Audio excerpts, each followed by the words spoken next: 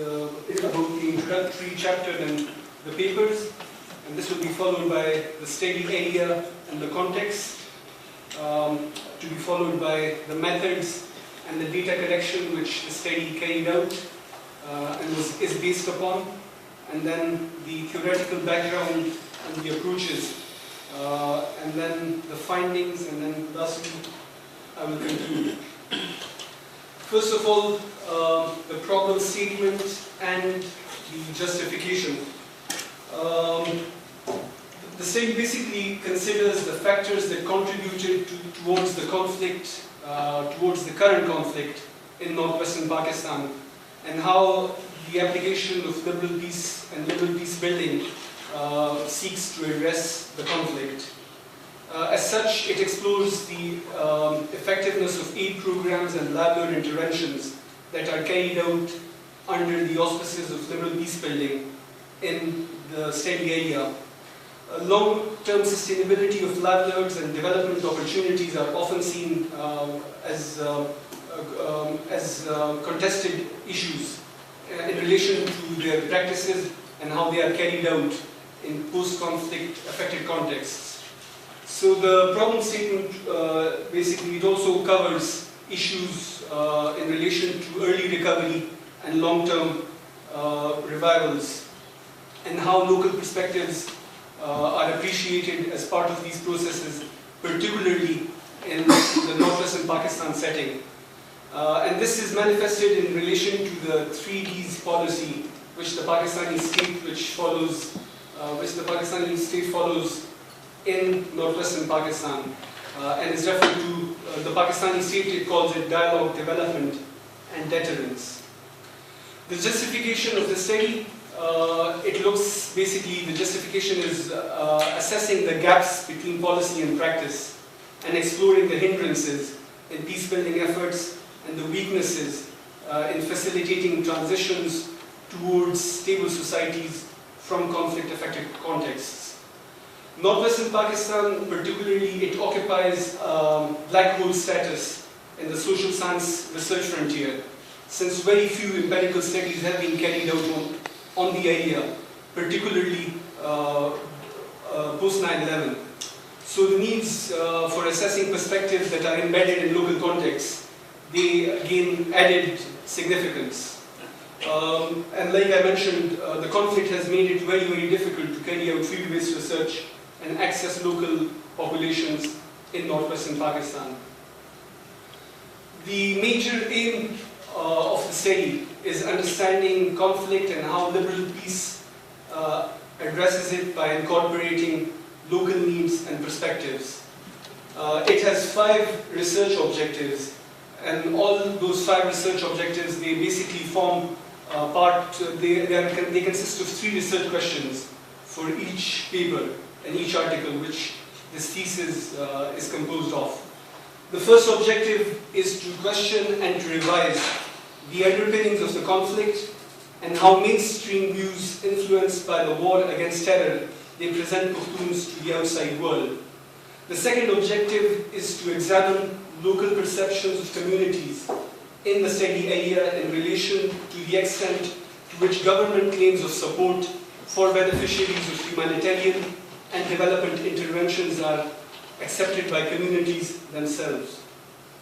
The third objective is basically at a macro level. It explores the connections between the liberal peace agenda as promoted by its proposers and proponents and its linkages with the policies and priorities that the Pakistani state pursues in the area. The fourth objective is to explore local perceptions of livelihood crisis in the Swat Valley, which I take a case, and looking at peace-building interventions from NGOs and governments and how they have affected livelihood revivals in the Swat Valley. And then lastly, the thesis explores how and if livelihood interventions they achieve differentiated outcomes in a post-disaster context by impacting livelihoods of poor and vulnerable groups. The thesis, like I said, it has an introductory chapter, and then it is followed by 4 papers and 4 articles. The title of the first paper is Pakhtun Portraits questioning mainstream discourses in post-9/11 Pakistan. The second paper is titled False Promises, False Hopes, Local Perspectives on Liberal Peace Building in Northwestern Pakistan. The third article is titled Local Perceptions of Post-Conflict and Post-Disaster Livelihood Interventions in Swat, Challenges in Targeting and Sustainability. And the last article is Recovering from Disasters, a Study of Livelihoods in Post-Quake Villages in Northern Pakistan. The study area and the context. Basically, it considered three areas in northwestern Pakistan, including northern Pakistan. Firstly, the Swat Valley, which lies in the central and northern sections in northwestern Pakistan. Then secondly, the Peshawar Valley, which is all this area. So I basically carried out interviews in Peshawar and also in Moman and in Khyber, which house large IDP populations and communities at the time. And then thirdly, it's not visible, but this is Pakistan administered Kashmir, which is attached with the Khyber Pakhtunkhwa province in Pakistan. It must be mentioned here that in Swat I selected households, I selected IDP returnees in relation to the intensity of the villages where they were residing and intensity of the conflict, and then also in relation to the elevations, different elevations throughout the Swat Valley, from the bottom up to the top. The study area, the Swat Valley is a beautiful valley in northern Pakistan, and it's quite famous also throughout the world.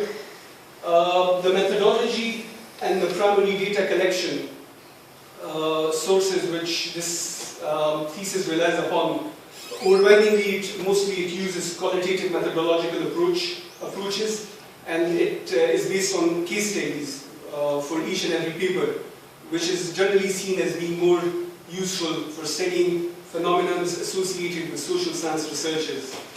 For paper 2, mostly I also carried out policy analysis of humanitarian response plans and development and peace building strategies that were pursued in northwestern Pakistan. The primary instrument of my interviews with IDP returnees and quake-affected households were semi-structured interviews, and for that I basically utilized a stratified sample for analyzing livelihood revival patterns of both IDP returnees and quake-affected communities. For the program officials and for other respondents and for key informants, I used a convenience and snowball sampling method. This is a table which basically shows I had overall I had 110 respondents, and these are the various classifications: rural, urban, by income group, and in relation to the occupations. So then this is my primary data, but I basically use the primary data respectively for each article. I used a different data set from the whole the whole primary data which I collected. For the first paper, which like I earlier mentioned, is titled Pakhtun Portraits Questioning Mainstream Discourses in Post-9/11 Pakistan, I compared secondary data, including historical accounts of Pakhtuns, and I compared that with the perceptions of Pakhtun key informants through semi-structured interviews and oral histories.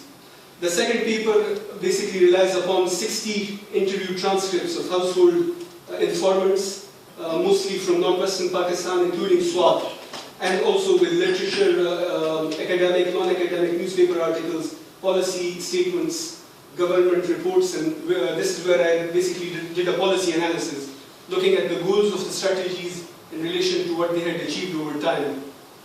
Thirdly, for the third paper, I use key informant interview transcripts and household informant interviews and literature and other humanitarian reports in relation to livelihood recovery, since it is a paper that looks at livelihood recovery of IDP returnees in the Swat Valley.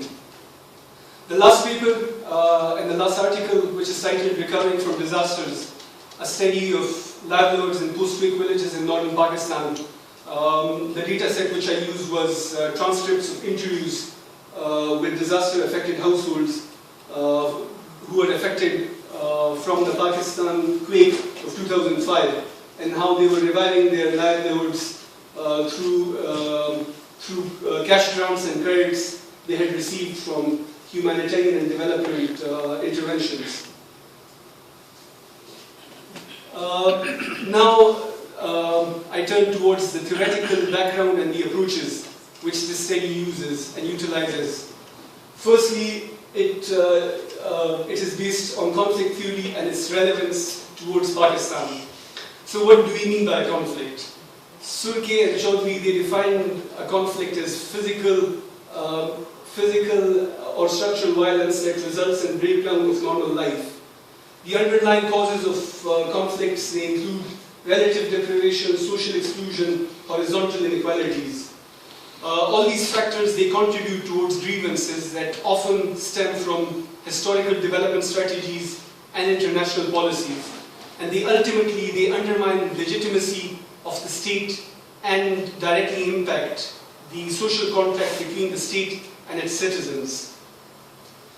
So it's important for basically looking at conflicts and considering conflicts, it's important to explore the macro-micro links and how social and development needs and grievances, they ultimately translate into violent forms of discontent. So in this case, it is also important to particularly consider the geographical focus that a particular conflict has in relation to its historical and sociological perspectives. How this is relevant to northwestern Pakistan and how this contributes to conflict in northwestern Pakistan.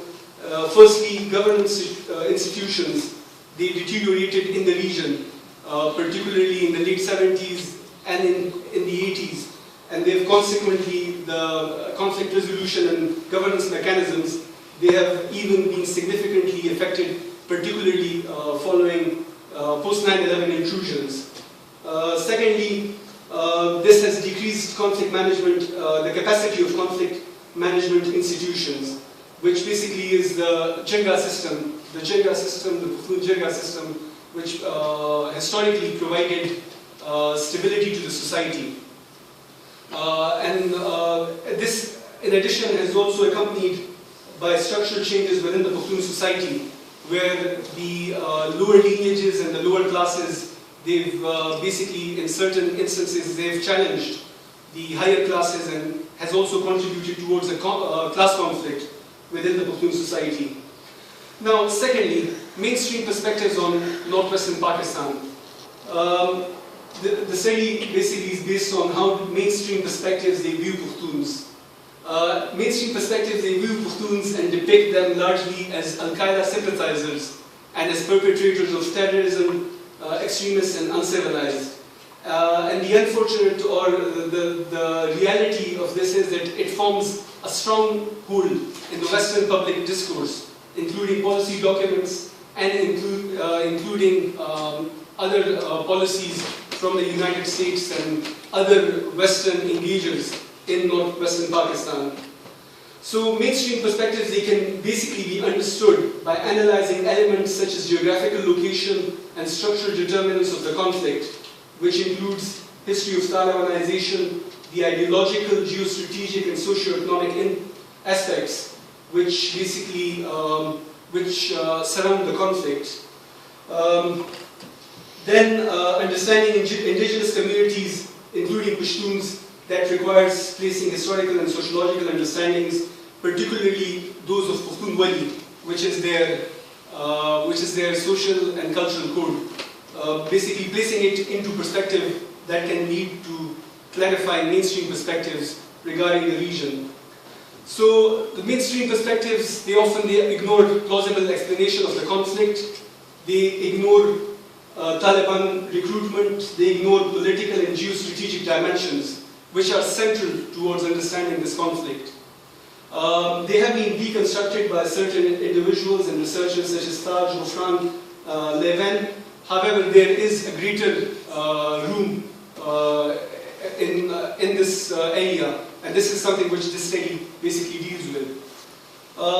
Reasons why mainstream perspectives they remain so popular in the area, they include difficulty in accessing the area, since it is an active conflict zone, and it is also the military and other actors, they often keep a lid on things, and they also control how information goes out from northwestern Pakistan. And in such a way, these perspectives, they facilitate continued conflict and lack of accountability in relation to the present conflict. Then the drone strikes and the drone programs, which basically alienate local populations, these perspectives, they also, in a way, are favorable towards the drone program because there is a lack of accountability. Thirdly, the liberal peace agenda and the development discourse on post-conflict rebuilding. So, like I mentioned earlier, that every human being has an affinity towards equal rights. Liberalism and countries that subscribe to liberalism and liberal thinking is based on the stated premise that liberal thinking and liberal societies never go to war. The stated goals of it includes promoting democracy, market-based economies, and peaceful societies, thereby contributing towards international security. And then the whole arrangement that donor countries carry out in managing conflicts, emphasizing reform of institutions, governance, and development interventions. And liberal peace building, it often sees short-term interventions as effective instruments in post-conflict societies. And this is what is striking to note is that it took Europe and Western societies many centuries to embrace the ideals of liberalism. So in such a way, the liberal peace discourse in post-conflict areas, it negates the very basis of liberalism in the West. Understanding liberal peace, it requires analyzing and assessing the underlying motives behind policies, power structures, hidden agendas, and interests. And this particularly relates to Iraq and Afghanistan that were framed in the language of bringing freedom and democracy. There are a number of contradictions that basically entails liberal peace building in conflict-affected states and societies. Firstly, it is unable to build up local institutional capacities. It ignores the underlying sources of conflicts. It leads to divisiveness and increased turmoil. And also it contributes to what is called more harm than good. A plausible explanation of these inconsistencies, they include dominance of conservative approaches, reliance on military means, and alienation of local population and communities. Now, the study also, it looks, the theoretical aspects include, the theoretical literature includes impacts of livelihood interventions with reference to conflict and disaster contexts. So firstly, livelihood approaches, they are seen as complex strands that revolve around people's efforts to achieve and sustain adequate standard of living. Livelihood programs, in such contexts, they boost household entitlements and livelihood recovery. Household livelihoods with reference to conflict-affected contexts, they are often categorized by displacements, forced migration, losses and depletion of livelihood assets. What is interesting basically to explore is the policies and practices influencing livelihoods, which ultimately have top-down and bottom-up linkages in relation to their success. Livelihood programs in conflict, in post-conflict and disaster contexts, they support vulnerable groups, and they often require investments across different sectors, including health, education, infrastructure, amongst others. Challenges for livelihood interventions basically mostly include incorporating both relief and development modes of operation and how they are able to consult beneficiaries in conflict-affected contexts. Because this is important, because meeting local needs is central and it determines success or failure of interventions, and it is also tied towards success and failure of liberal peace building. Now I come to the findings of the papers. The first paper, basically the findings of the first paper include that mainstream perspectives on Pashtuns, they undervalue historical geopolitical dimensions of the current conflict. The current mainstream perspectives, they negate the accounts that were presented by British colonialists on Pashtuns, who regarded Pashtuns as a martial race and pursued a closed border policy in the area. Thirdly, Pashtun social structures, they have been affected by instabilities that reduce adherence to their social code, which is the Pashtun value. Adherence to the Pashtun values, like I mentioned earlier, because of the changed dimensions in the area in the 80s, senior lineages like Khans, they lost out their clout and influence, and as such there was divergence between the various institutions within the Pashtun society that included a power shift from the Hujra to the mosque. And then lastly, over-reliance on military force that has caused tensions within the tribes, and that has basically affected the fabric of the society. The second paper, False Promises, False Hopes, Local Perspectives on Liberal Peacebuilding in Northwestern Pakistan. The findings include responses to the conflict in the area, which are mostly carried out under the Liberal Peace Framework. They aim to achieve peace through humanitarian and development interventions. Some of these plans are, like, for instance, the Post-Crisis Needs Assessment, the Pakistan Humanitarian Response Plan, and the Floods Emergency Response Plan. These plans and these initiatives, they are often projected by their proposers and their promoters as groundbreaking, and they are often laced with promises. However, the achievements of these plans, they have been limited in scope. Why have their achievements been limited in scope, and why they have failed to target local communities include weaknesses in the implementation of these strategies and policies. The paper, it locates the institutional factors and weaknesses in relation to the overall Liberal Peace Framework and how it is connected to its promoters, including the US, and how they mismatch with the needs of local communities. And it identifies how this is part of a larger problem, which relates towards contradictions in the Liberal Peace agenda, undermining local agency, creating dependencies, decreasing institutional capacities in conflict-affected contexts, including northwestern Pakistan.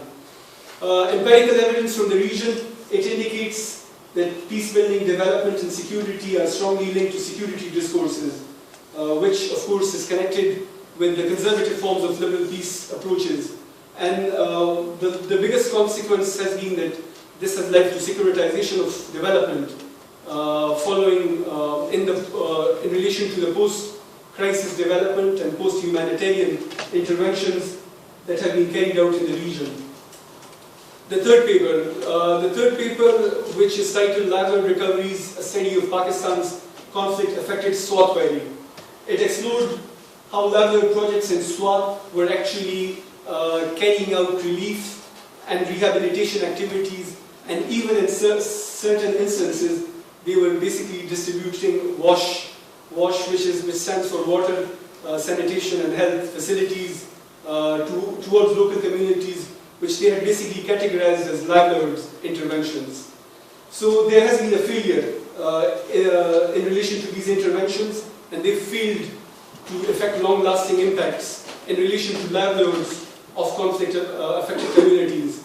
Issues in this connection, they included a lack of coordination between the different institutional actors in Swat, and also, in addition, there were short-term distributions and relief activities, and this is also something which is connected with the Liberal Peace Framework, which often sees short-term interventions as their primary vehicle in conflict-affected societies. So the paper, it identified the weaknesses in the institutional context, and the evidence from Swat basically is that longer-term development actors, which in the case of Swat was the Planning and Development Department for the Khyber Pakhtunkhwa province, it was absent in the area, and it was not given sufficient space, and it was not provided funding opportunities. The fourth paper, it explored livelihoods of post-quake communities in villages in northern Pakistan. The paper, it identifies the structural aspects and working strategies of 4 different types of livelihood schemes and identifies how they supported livelihoods of beneficiaries. The paper, it identifies households in 2 villages in relation to vulnerable and poor categories. These individuals, in most cases, they availed opportunities and moved towards favorable livelihood outcomes, basically moving on to middle income or poor income groups from vulnerable and poor income groups between June 2006 and October 2008.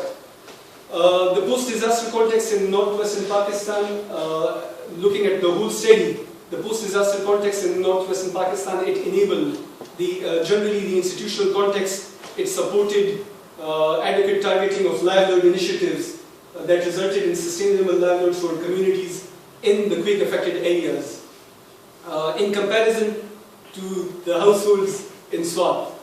And then, lastly, the paper gains an appreciation of differentiated livelihood outcomes in relation to structural aspects, working strategies and key factors, and strengths of 5 livelihood schemes. The overall conclusions of the study.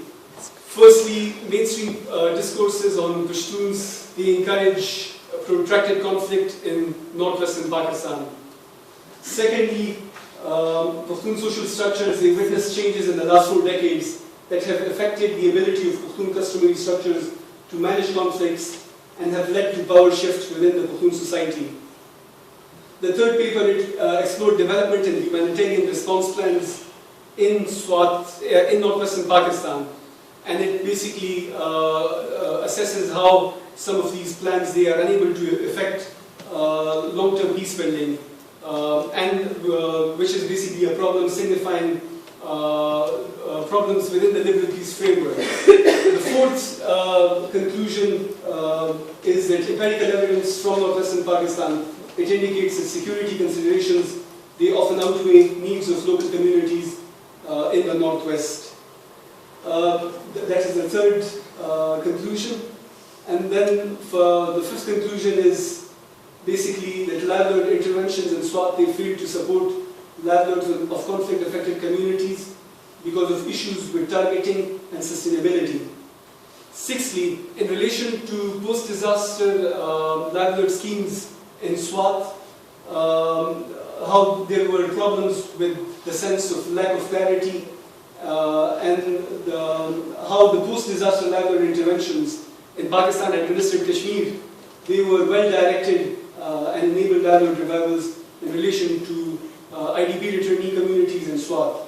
Lastly, poor and household and vulnerable households, they utilized cash transfers and managed to move to favorable outcomes and no longer relied on arms and other forms of community support. Thank you very much.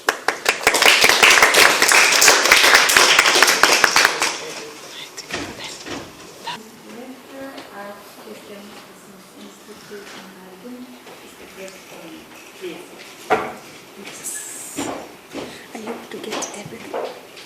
Put it white. On white. So that you can. Yeah, exactly.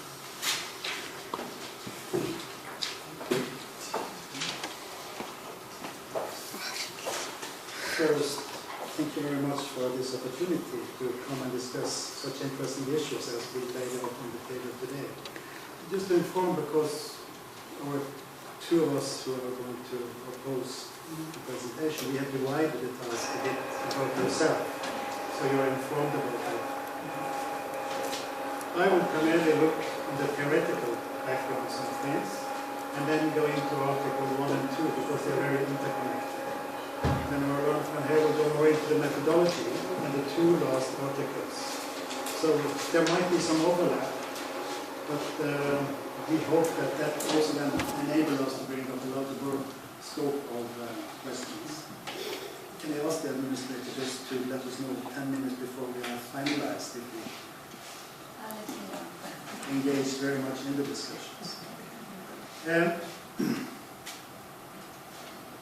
Let us start with the theory, because as you presented the thesis and as you presented now in the trial lecture, you were using the term liberal peace. Well, the title of your thesis is Peacebuilding, not liberal peacebuilding. And I'd like us to dwell a bit on this, because the term peacebuilding was introduced by the UN. You have a small reference to it in your thesis. The agenda for peace, and then later on the establishment of the Peacebuilding Commission. And some of the, and as such, it came before the two real crises that you refer to, Iraq and Afghanistan, that then somehow you were using for your description of the building peace. But if you look at the definition of peacebuilding, it's rather similar to the kind of definition you use for the liberal peace. It says that it should involve a full range of approaches, processes and stages need for transformation towards more sustainable, peaceful relationship and governance modes and structures. And it says that it includes building legal and human rights institutions as well as fair and effective governance and dispute resolution processes and systems.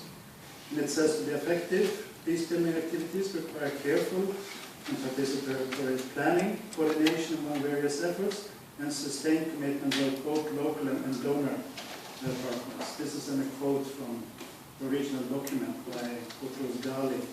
So I'd like you to expand a bit on your presentation, disentangle a bit more the difference between the liberal peacebuilding and the peacebuilding, because somehow I'm seeing that you are using this as one part of the definition of the liberal peacebuilding. But what would you say by using this definition is the main difference how you see liberal peacebuilding and how you see peacebuilding? In relation to the thesis, how I use it basically is, since your development and humanitarian interventions, they form the basis of peacebuilding in northwestern Pakistan. So that is why I'm using a general term peacebuilding, which is basically encompassing both development and humanitarian interventions. And since the liberal peace framework is most notable in northwestern Pakistan, and the whole framework is applied by funders and by funding agencies and by bilateral donors and others. That is why when I use peacebuilding, I'm referring to the types of interventions carried out under liberal peace in northwestern Pakistan. But you're referring to the definitional aspects. What would you see as the main differences if you use them, the original term for peacebuilding and what you define as the liberal peacebuilding? What would be the main differences? Like I said, as far as my understanding of liberal peace is concerned, liberal peace, basically, the definitional aspects, even the conservative approaches, the stated aim over there is basically equality, human rights, and even, supporting communities. But the difference lies between how they are practiced in conflict-affected societies. And maybe that is also what the liberal peace theorists, including Richmond and others, that is what they base their critique upon. But I would feel that liberal peace and peacebuilding, in relation to definitional issues, they should be the same. They would be pretty much the same, because even you referred to the UN Commission, and that is also basically a central aspect of the liberal peace strategy, from what I've read through in the literature. That is also basically connected, most authors, they connect that to liberal peacebuilding approaches.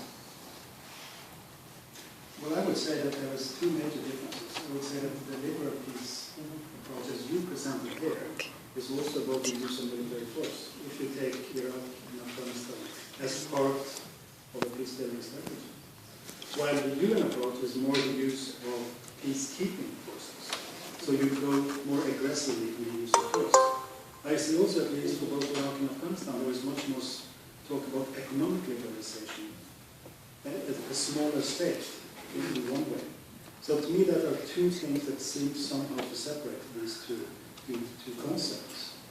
And this is important to me because I'm not really sure if the UN in Pakistan or in Afghanistan would subscribe to being part of a liberal peacebuilding. I'm sure they would subscribe to being part of peacebuilding. And that gives then, I'll come back to some of this discussion, because I think for some of these things that you could have benefit untangle a bit more. Because I think you group together some of the terms, and then also in some of the actors, to an extent that makes the analysis a bit different. But I'll come back to that. But just ask, because if you then take my definition, would you see all actors in Pakistan, because you list them as the UN, the World Bank, the international NGOs, the donors, would you see them as part of the liberal peacebuilding agenda, or could you see that some of them have a different agenda?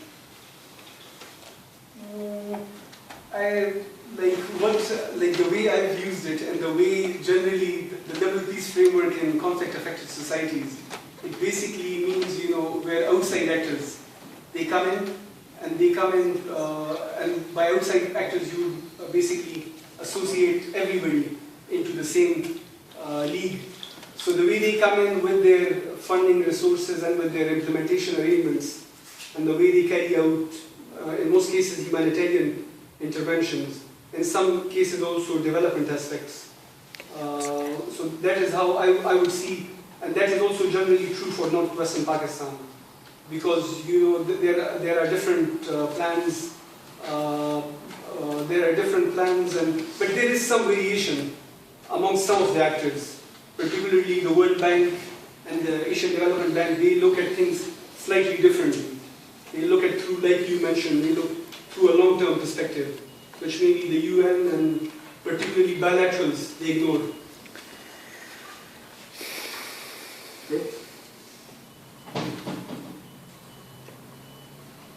And just a continuation of that, because some of the last slides you show here, you said all the failures that somehow you associated with the liberal peace agenda as those for implementation of aid efforts, humanitarian assistance, recovery and development, and Swat. Swat is a bit special because there was mainly Pakistani military fighting there. It was not so much an international. But if we then go back to the rest. To a certain degree, because crucial infrastructure needs, which are very central, they have not been met even now. And now is basically 4 years following the displacement crisis and 3 years following the floods. I'm just asking because I hear that criticism very frequently for any kind of assistance program, that they don't take account for these things. I just wonder on this factor of the liberal peace that you are putting in, if it really does make a difference. If it makes anything bad, worse, or if it makes anything bad.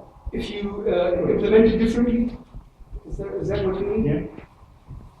If you implement it differently, of course, things can improve. Yeah, there is room for potential, but right now, and this is the inherent problem with liberal peace, that it in a way it encourages dependencies and short-termism, etc., in these societies, because the way they go about things, maybe the agenda is not to improve the quality of life and to revive communities in themselves. Maybe, I'm just posing a question. Maybe the same as development assistance in the case. But let's move on. There is one field that I had expected that you had covered more with the issue of gender. And also because the role of women is so important on the peacebuilding agenda. So when I look through the theory part of it, you haven't mentioned it at all. When I look through how you are referencing female informants, I find 4 of all those who have used. So I will challenge you a bit more on how you actually, more on the theory side, what could be the potential role of women on a peacebuilding agenda? Just to think about that, that's the first part of it. And then from your research, will you bring out more actual information on the role of women, both in the recovery process and also then towards peacebuilding? This is your golden opportunity to... In relation to women, I agree that I interviewed, comparatively, there are quite few. Now, I don't remember the exact number, but maybe 24. Something like that, yeah. 24. Yeah. But of course, that also signifies that, especially when I was carrying out my fieldwork initially in 2010, in October 2010, there were lots of restrictions in the Swat Valley. So it was basically difficult to get in and, access and talk with anybody. And then, but I would agree that, they should have been covered more. But under the existing circumstances, I still managed to interview 24, and that's towards the end. So, my friend, there was no restriction on access to literature on the Peacebuilding, was there? I agree with that. I agree with that. But that is an aspect which maybe I should, in the future, if I have an opportunity, I would like to revisit. But as a whole, the existing topic which I had and the existing scope which I had, that was quite enough, and that was difficult to cover. So, yeah, but honestly, I would say that women play such an important role in thinking about the whole peacebuilding agenda. Much of the literature actually is focused on failures of peacebuilding because of the lack of inclusion of women. So, and in particular when it comes to the areas that is in research, I would have actually welcome more of the reflections on that. Yeah, I did use women's perspectives. I used many women respondents in relation to how they received support from humanitarian and development intervention. And I had target groups and focus groups with them. So we did try to cover some aspects, but I looked at them generally, and I haven't tried to differentiate.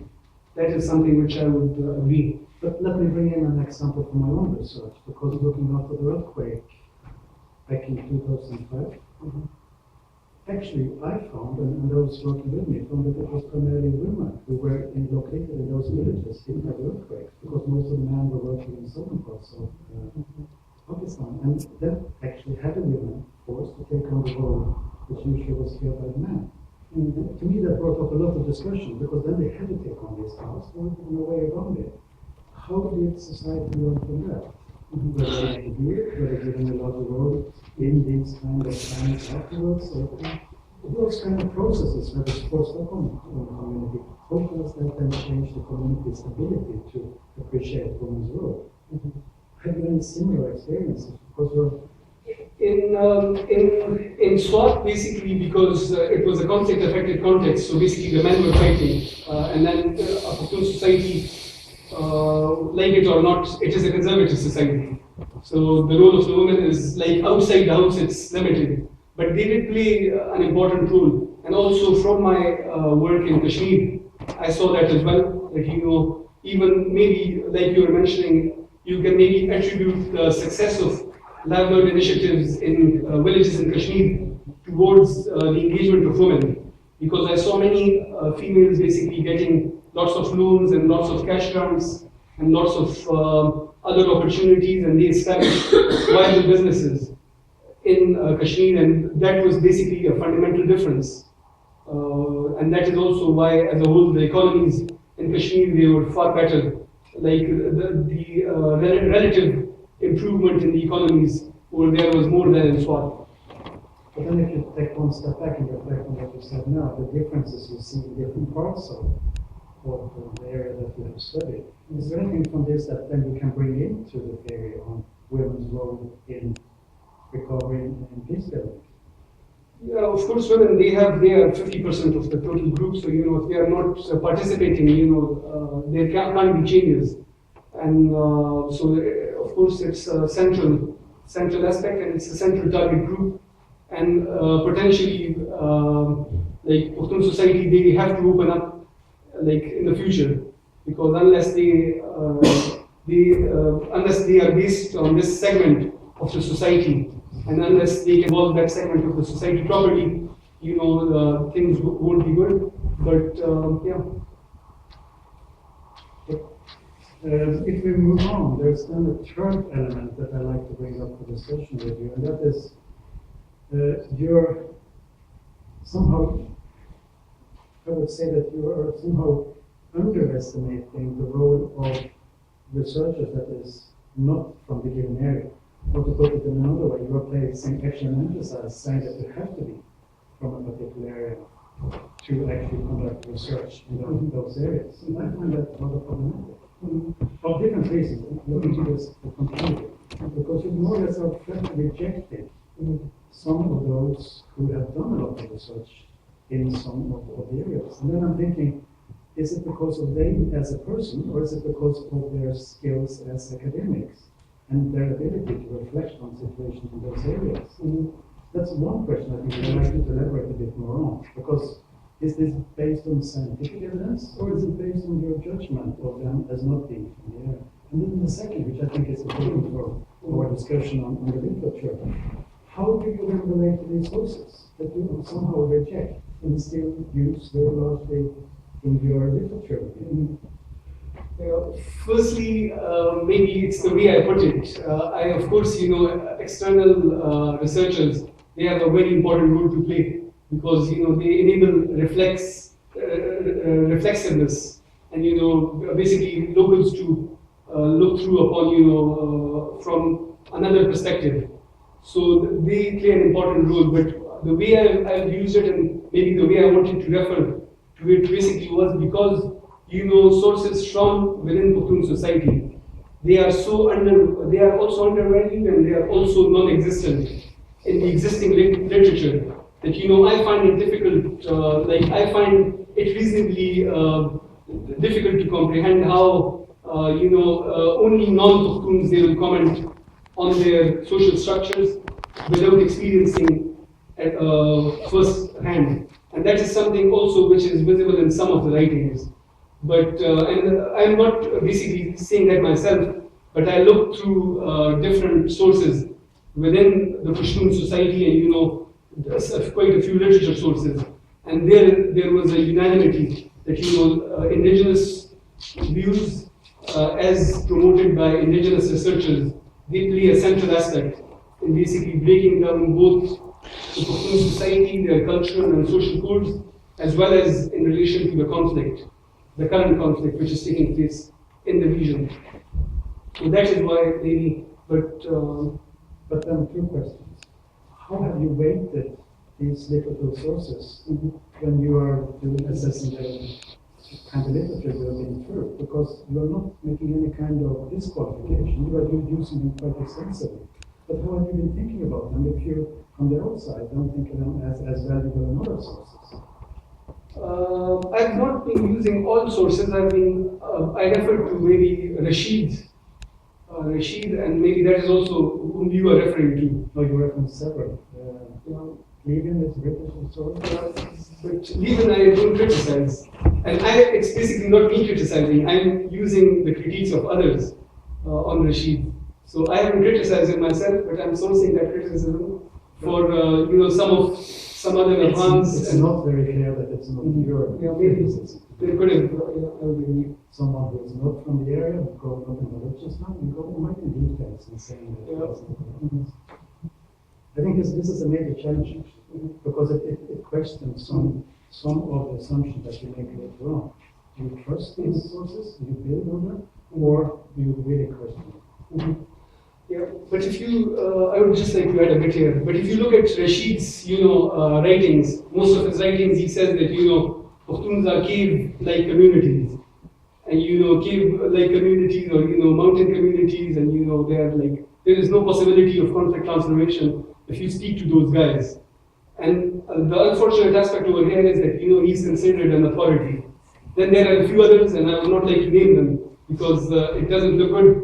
But this is something, which I wanted to bring into the literature and into the research. That if you fail to look at local perspectives, if you fail to look at things, in a way so as to encourage conflict, transformation or peacemaking, you won't be able to look at reasons behind the conflict. If you don't move on, and some of the other part of the literature that we're using, I will focus a bit on Domini, as you might have noticed in my comment as well. So before that, I think in general, there are a number of references that could have been used in a better way, including Glatzer, that passed away. But you were referencing him back in 1998 for a kind of evidence for things that happened in 2004. He might have written things later on that could have been much more relevant, actually, for what we like to discuss. So there are some of these issues where I think you should take again a critical look on how you apply references. And one of them is actually Domini.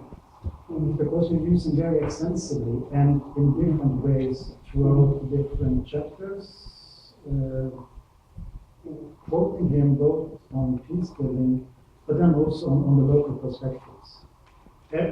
As I'm reading Donini, and I've discussed a lot with him, he is critical and he is referencing to the liberal peace agenda. But his main concern is that some parts, as he said, of the humanitarian enterprise is increasingly part of the process of global governance. So that is his main criticism, more than on the peace agenda. And the perception, as you also touch upon, on the role of humanitarian agencies is his main concern. And as such, in that respect, it's very relevant that we draw on it. But then, again, relating to Donini, because he's really talking about Afghanistan. And you are using several sources relating to Afghanistan in your thesis. So I'd like just to ask, how do you look upon this? Can things really be transferred from the experience in Afghanistan to Pakistan? Given that there is somehow a very different military situation in Afghanistan than to find, and also a different situation for humanitarian agencies. Can you just reflect a bit on that?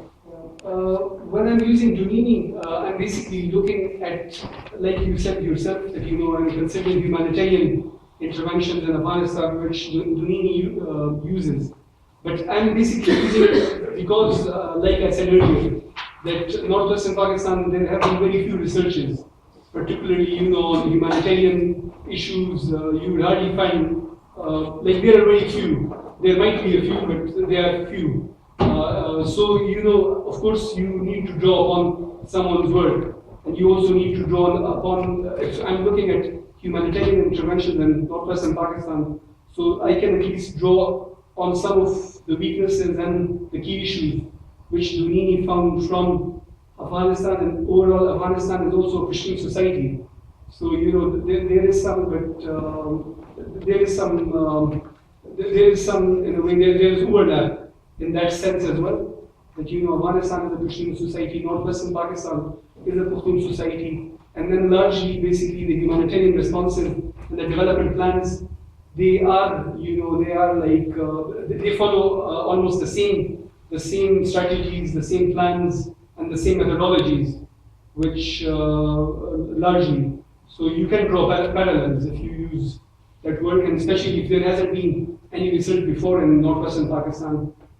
You have to look at through somebody else's work in similar contexts. I thought there had actually been more work on the situation in Swat because it's more accessible, and also other parts of the Khyber. There are a few, but they don't really dig in deep.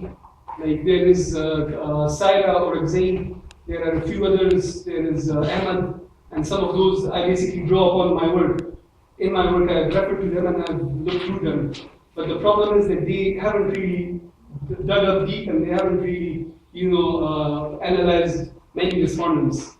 And that is something which I think is very important in the context of development studies, and also if you are carrying out longer-term research, which is, but I have read through as much as I could have. Good. I would go into an area that is not my main field, but I got a bit intrigued in the way you present the things, both in the thesis and also here today. That goes for this with the Pashtuns in governance, to use that term. Because the way I read you argue that the traditional way of Pashtun governance and conflict resolution, as you mentioned with Pashtun Valley and Jirga, is a kind of ideal for Pashtuns. And you're not saying that it's an ideal for anybody else, but it's an ideal for Pashtuns. And that you then contrast this positively up against the way that the government of Pakistan and the international community then has ideally imposed a new set of governance and structures on the Pashtuns. But then I'm getting a bit puzzled, because I think you can use this argument against the international community, of course, and against the government of Islamabad. But can you use it against your local administration in Khyber Pakhtunkhwa? Can you use it against all those Pashtuns being elected into your parliament that is defined in Gujarat? These are Pashtuns that have been combined, Pashtun Valley, with the role in the Pakistani state apparatus. Are they not able to think two things at the same time? Are they not able actually to combine the things? Are they giving up their personal values when they enter into the state administration run by Pashtuns? I have the same discussion with my Afghan friends, so I'd like to hear you. I agree with you in your statement, but how I would see it is, in North, particularly, the Pakistani state, it allows very limited autonomy to the provinces. And that is also the case with Khyber Pakhtunkhwa. But didn't that change with the last amendment that was actually delegating much more authority? The last amendment, in theory, it promises much, but unfortunately, we had an administration which wasn't, very transparent. And in my opinion, and maybe that is also what generally Pashtuns would feel, that they couldn't draw a lot of autonomy, and also they couldn't basically. This is something which you're very right when you say that they should have been able to deal with this locally. But the problem is, again, they didn't have the resources and they maybe didn't have the will. And that has changed with the recent elections. Like you see the slide, because the last parties who were sitting in the provincial legislature in Peshawar, none of them, ANP, only they won one seat. Maybe last time they had 50. So that shows, the way people have responded. Because people have also in local communities have said that, enough is enough. And, we need accountable people over here who can take care of the problems and who can take care of the conflict. But they are still persons in their positions, in the state administration and in the parliament. So why don't they apply more than what you value as the personal social code? Because they don't change overnight, even if they join the parliament. Yeah. In addition, I would like to point out that this is the Pakistani military, which basically controls the situation and which keeps things under lid in the country and particularly in northwestern Pakistan. So so it's sort of a gray area because there was an elected government, and so they don't have the security and foreign policies. They're basically pursued and they are propagated by the military. So that is also one key issue, and then that was the bilateral arrangement between the military and the United States to keep the status quo and to pursue a drone campaign and that they will keep their eyes shut and things like that. But like what you're saying, it's very relevant because right now is the chance, and probably things will improve in those aspects.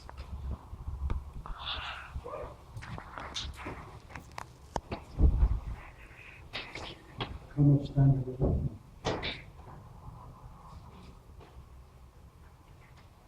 Because I have two minor questions, and then I'll take those as well. Because this goes into the analysis of why it became so a conflict within these areas, what you just spoke about. And what you define as a negative development of the border areas. One thing you say is that the erstwhile Mujahideen, and then we are talking about the 1980s when we used that definition issue, were not integrated into the society. But really, how many Pakistanis were fighting in Afghanistan at that time? Were there many that were not integrated that it really to make a difference on the security situation? I would argue that the instability caused by Afghan refugees might have been much more than the lack of integration of Pakistani nationals. But that's meant to be corrected. Both these factors are critical, because there were a lot of Pashtuns who fought in the war. I don't remember the figures, but what I've heard is every village there were maybe 10-15 individuals who went for the war and who stayed there for 10-15 years. And when they came back, they didn't have a life, and their families had changed, and they couldn't basically assimilate back into the society. But like you say, and very rightly say, that Pakistan hosted 10 million Afghan refugees, and naturally the number of Afghans would have been maybe 100 times more than the individuals who went for the war. So I agree with that totally. And then I will link up something because we should also show this development in the province over the last 10 years. And I think the decrease in some of the business activities is also might be because there are 3 million from that area that have returned. That probably also influences on the level of violence, probably also influences on the on the level of number of population living there. So are there other factors than those my question was, are there other factors than that actually you have included in your thesis that you see also influence on the security on the borders? As far as the industrial units things are concerned, that is how I see it. It's a simplistic sort of thing. That there is a large-scale conflict, and which you are very well aware of. So many agencies and so many areas, that are affected by military operations, and the people they are going out and as IDPs, and they naturally affect economic activity, and they also affect society in northwestern Pakistan, and that is something which has gone for almost 5-6 years, since 2004 up till now, even more than that. So naturally, I think that would be the first primary reason. And in addition to that, also the Pakistani state that has not been able to dedicate sufficient resources. And the important aspect then is that liberal peace, because Pakistan received so much funding through the liberal peace framework, but it was basically in the name of Pakistan. The money basically went to humanitarian actors and bilateral actors from the West in most cases. So in spite of all those things, the critical aspect remains that why liberal peace, with all those resources, it wasn't able to effect much positive reference. So I think that is how I would see it. But but because it's a conflict-affected economy, I think that would be the first reason of the existing situation over there. Well, because a follow-up question from my side is also more to what was spoken a bit earlier, that somehow it's got not very clear for me if this is something that applies to the whole area that you studied, or if there are larger variations within. And I would assure that there is quite large differences when both come to security, and also because you stated that one of the other reasons for the escalation of the conflict is that the Pakistan failed in fulfilling its responsibility in meeting the basic needs of the inhabitants of the area. But what area are you really talking about? We're not talking about the whole province, are you? I'm generally talking about the whole area. And when I'm talking about the whole area, I'm basically referring to the Khyber Pakhtunkhwa and the FATA. So that would basically, but maybe in relation to the conflict, except Hazara and Kohistan, all the other districts which lie close to Afghanistan, they've been directly affected by the conflict. And you can see the visible impacts that the conflict has had. So in my opinion, my statement should be true for the whole area. But if you use that as an argument for mobilization for conflict, why don't we see more conflict in all parts of the province and only presently in Florida? Is there other elements here that might be more directly related to military intervention rather than the failure of the Well, it basically depends on the Pakistani state where they want to go in. So Swat was affected, Bahadar was affected. Other areas like FATA, of course, is at the center of the whole affair. But the other areas, they also feel the brunt of the conflict. Like I said, there are 600 functioning industrial units, and there were 3,500 in 2000.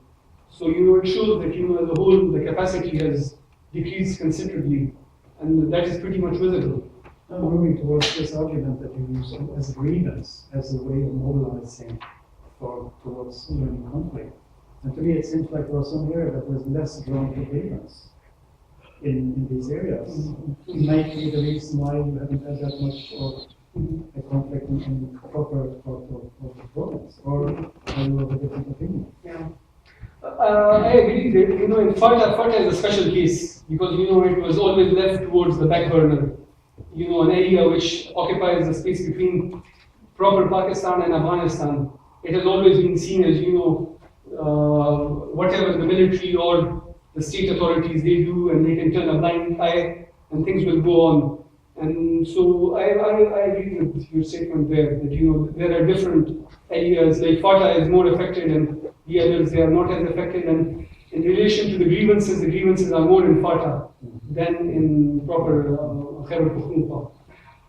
And then there is a sentence here when we discussed this global peace agenda, where you say, and I quote, the liberal peace agenda indirectly contributes to the secularization of development assistance, since it forces the Pakistani military to carry out military offensive in response to US pressure. But how does the military offensive in Pakistan contribute to secularization of development assistance? I can't really see the thing. Well, securitization of development assistance, I was having an interview with, the key provincial guy in Peshawar, and he was basically the Director General of the Provincial Disaster Management and the Rehabilitation and Settlement Authority for the IDPs. And I asked him the same thing, that, how do you connect liberal peace with, events over here? And his answer was that, because he said that, we only get funding from the US if we start military operations. That is the bargain. The bargain between us and the funders is that, they tell us that, you have to start operations. The moment we start that, then we receive funding, and the funding is basically on their own terms. So this is what maybe I'm referring to in relation to, it automatically securitizes development, because, security considerations, they are paramount.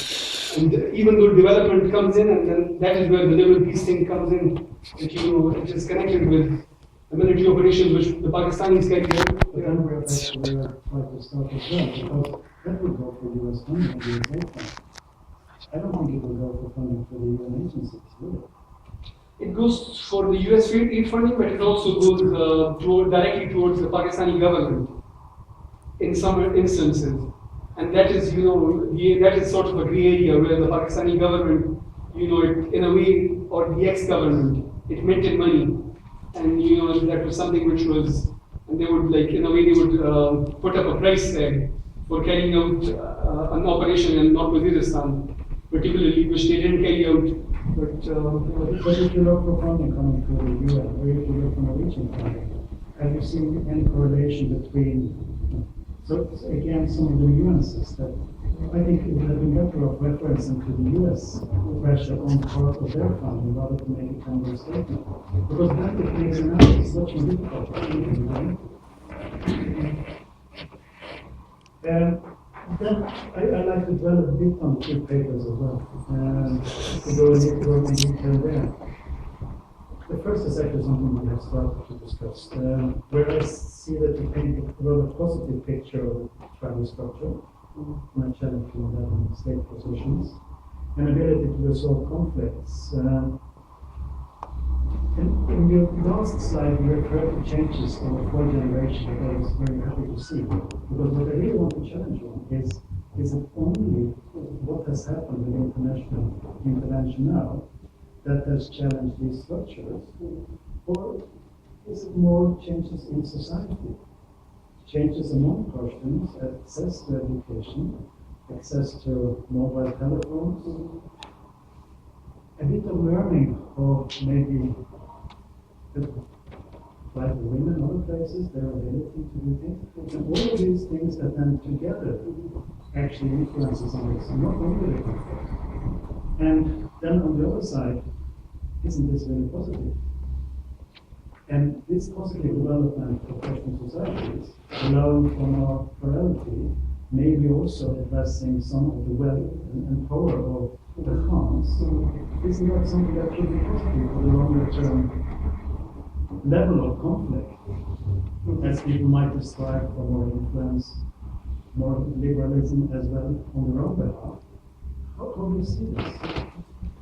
Well, you put it very well, you put very rightly. You put it up very rightly, but the point is that, the point is that yes, there have been structural changes in the Muslim society. But it is the whole set of factors. It is not just one factor. The conflict is one factor. The structural changes in the Muslim society, they are also a major factor. And they have also led towards conflict. Within the present conflict, to a certain degree, they have. But, alone structure, and then structural changes also are linked with the conflict in the 80s and in the 70s in neighboring Afghanistan. So, there is a chain. But and in the long run, maybe I would also agree with that. That structural changes and things, they can't remain static forever. So there have to be changes within the Pakhtun society in the long run. But they could be controlled, and if they still they adhere to some of their critical values, that would probably augur well for them. Because one of the primary perception locally is that because local structures, they've weakened, and they are right, because previously one Jaga decision, it would have been enough to deal with a conflict, but right now it is not, because the realities, local realities, they've changed. So yeah. No, but there's a follow-up question, because if I've read some of the literature from the Swat correctly, what I see is it seems like there was this Taliban in Swat had very big troubles in mobilizing the Islamic agenda. It was when they started to talk about land reform and challenge the Khans that suddenly got supported. Which to me is somehow they were not then talking about Islam, they were not talking about justice, they were talking about justice towards the tribal system and a fair distribution of land. So are some of these things that somehow the tribal structures are built on actually ready for just a modification? Other elements like this that somehow, irrespective of the war or terror or anything, actually are drivers of change within society. And how might you best balance this? How can we reform some of these structures? I think they're good in some extent, but I think they need to reform. How can we do that? Well, I've explored this land, this Tenant-Khan conflict.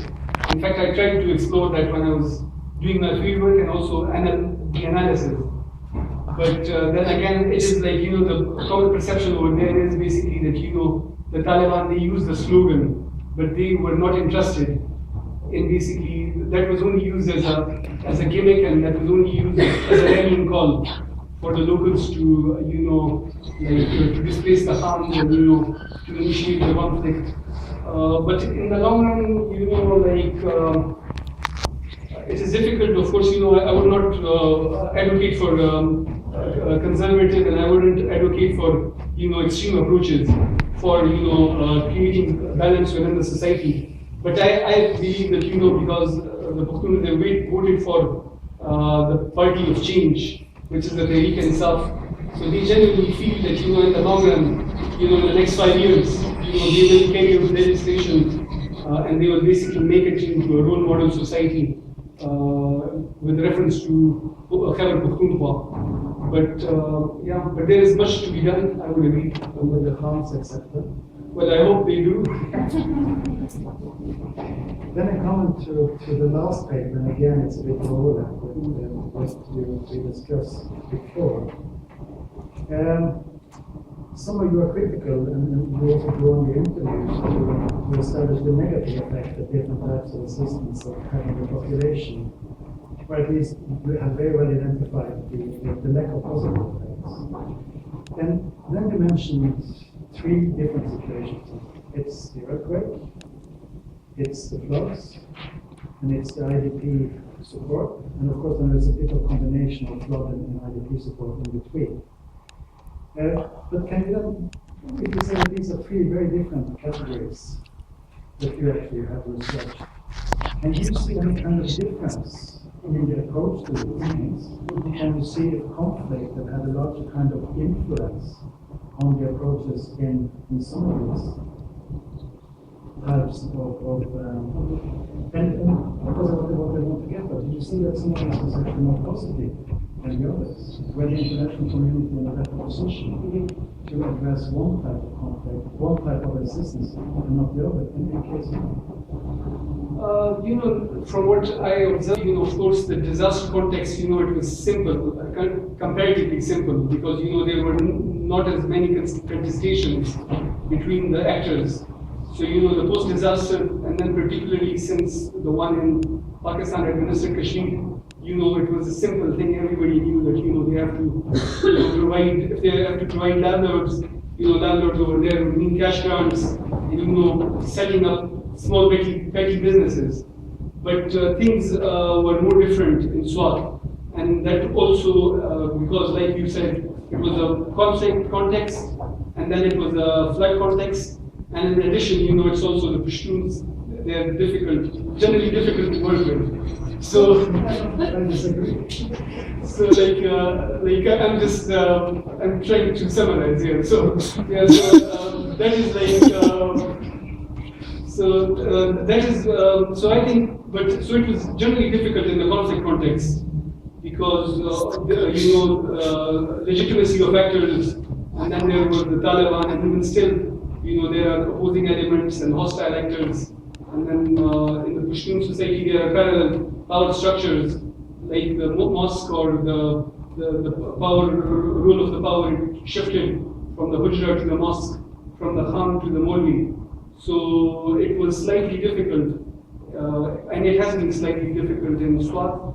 But like you said, there are differences within the society. Large use of mobile, cell phones. Also structural changes within the society, and also, women are increasingly they are seeking education, which is positive. But at the same time, there is the problem again is basically dealing with the conflict, because that has been a problem. Because if you don't deal with the conflict, you cannot shift towards long-term stability. And that has been probably a major problem. But then I will try to coordinate things together in my final question, because if we go back to my definition of what the difference between peacebuilding and liberal peacebuilding, the liberal is more use of military forces, a larger role for the military forces. And if we compare these three interventions, the Iraq creating system was led by the Pakistani military, and you use NATO helicopters to bring in supplies. And still, I think you agree, that was the best. So, what does that say about your overall discussion on the peace theory? It's about the motives. In northwestern Pakistan, the motive is not to deliver food or medicine. The motive is to deliver something else, which you know very well. But in Kashmir, of course, it was delivery of medicines, and of course, the military and also the Pakistani military in Kashmir, they did a commendable job. But the idea was to basically help and facilitate communities, and they didn't go in with their weapons. Whereas that is not the case when they go into Fatah. That is totally opposite. So it basically depended upon the motives, but yeah. But I agree, it's a very it's a critical point. To me, it says that the military can hold different positions and have different values. It's a question of what kind of tool they use best. But it doesn't always have to be negative. And nuances to this. Like I said, liberal peace is positive as a whole. The values are good, equality, human rights, but the way it is practiced and then practiced particularly in conflict-affected contexts, because there are geostrategic dimensions, there are political interests, and those interests, they basically they are the primary. That is what the proposers and the proponents and the funders of liberal peace they target, and in that process, then they use local communities and their opinions, and which also basically they say the Winning Hearts and Minds campaign. That is basically support for that is supposed to target local communities, but it does not, because there is contradiction between the practicable approaches. But then, if I should conclude, I would say that you should look for the positive possibilities of those who just want to have not a liberal peace, but the peace, and to see how we can work together with them and local communities. I think there is much more connections and respect for each other there than when you have more of the international perspective and the liberal piece, of course, that you apply on the study. Thank you. Thank you very much. And each of these objects really demand a PhD work in itself, but you manage somehow.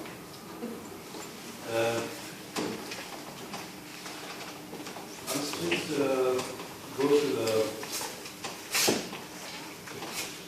your study area selection. You start from border of Afghanistan and end up the India border. So you have Peshawar Vidi, Swat Vidi, Forta, North, South Waziristan, Khyber, Oman Agency, and then you have Kashmir and Bahadar. So my question is, why did you stick yourself so much?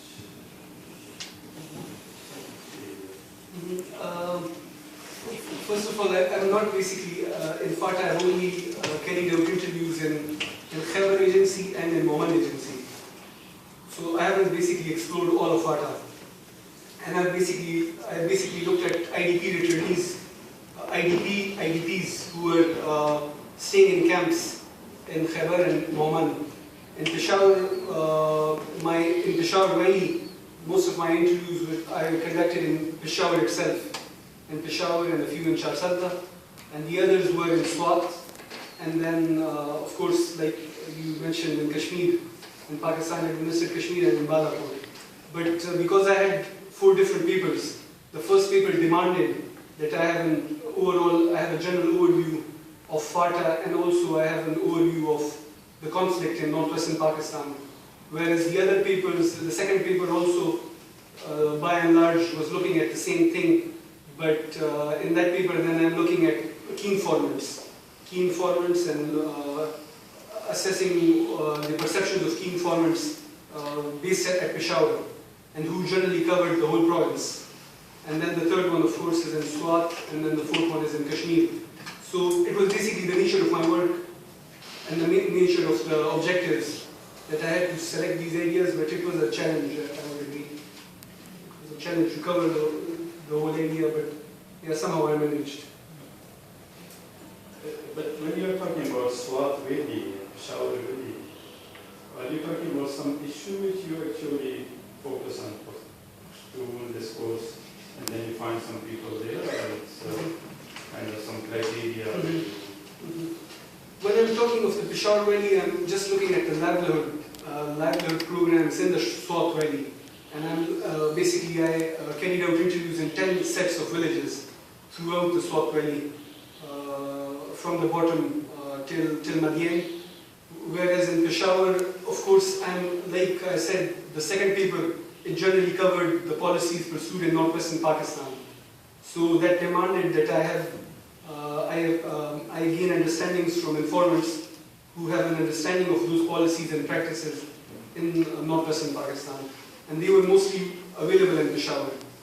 In the programs and in the UN and also other key informants. Another thing which I was actually looking for your research approach in methodology, which was a bit difficult to find. Which kind of approach and methodology you use? You're talking about your research methods, but the broader framework is not clear. What approach you actually have? As a whole, it's a qualitative approach. I'm basically looking at people's perceptions and basically using a semi-structured interview schedule for most of my respondents. So that, and then it's a case study approach with respect to each paper. Basically, every paper is a case study. Paper 3 is a case study of Swat. Paper 4 is a case study of Kashmir. Paper 2 is a case study of peacebuilding, humanitarian and development responses in northwestern Pakistan. And then, of course, paper 1 also is it's a case study of Pashtuns, the Pashtun society, and of northwestern Pakistan in relation to the conflict. So that was the approach I used. You use criteria, which is talking about actor-oriented approach. You are also talking to different people, and you also development discourse is also being used and policy analysis.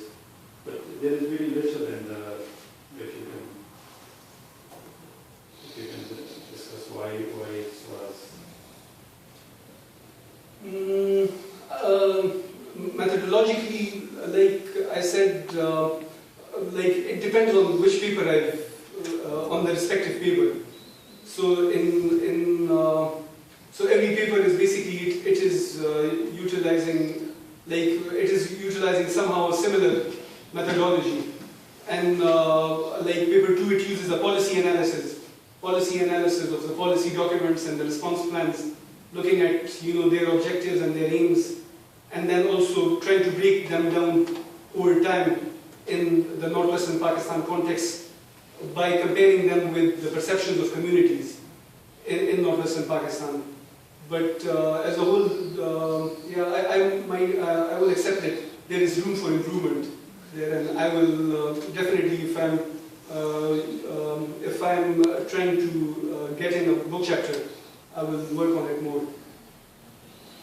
Then on page 16, you have a table which says male, female, and then you are saying about urban, rural, and then you divide all these. I guess you have 110 total respondents, and then you divide those based on income, landlords, low income, high income, and then you also have divide those respondents based on occupation. So how can you divide these occupations like IDPs, humanitarian actors, development practitioners, police? How do you put those people in the low income or high income or middle income?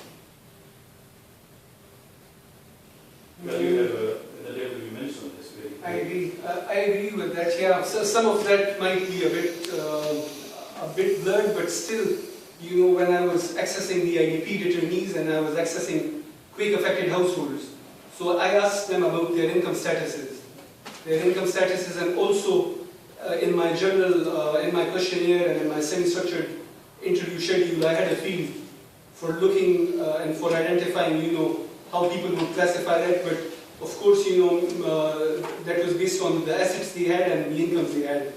So if somebody was earning very low, he was in the low-income group, or he was in the low-income group, and if someone was relatively better, he was in the middle-income group, and some of the Hams and the landlords, they were in the high-income group. Yeah, that is understandable, but which I could not understand properly was that how you divide this humanitarian actors and diplomats and journalists, police, into different income categories. So they were basically divided in relation to the types of incomes they were having, how much they were earning, and whether they were relatively well off, or they were if they were not well off. But generally, I agree that most of them were either in the middle income group or in the upper income group, the ones who were getting more secure and better incomes. My understanding was that probably when you are talking about humanitarian sector, so probably you have interviewed some officials which are working in those organizations, not like their income and low or high. For example, if you are talking about journalists, so you divide it that the journalists which have high income and then the journalists which have low income, or the diplomats which have high income and low income. First of all, the diplomats, I think I just accessed 3 or 4, so there were very few. And whereas humanitarian program officials, I'm not sure about the number, but I used them as key informants, and I didn't use them as how. Of course, they were not household heads. So so they were, but of course, I did have an idea of whether they were part of the middle income or the upper income through the interviews. Okay.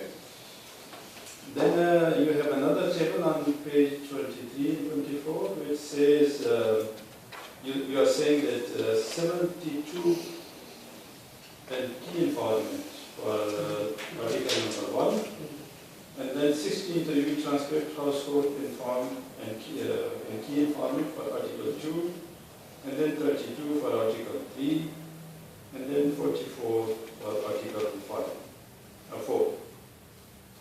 And then in the first articles, which is Pashtun, you only select Pashtun. Why did you select only Pashtun on Pashtun discourses? Because I'm basically looking at FATA.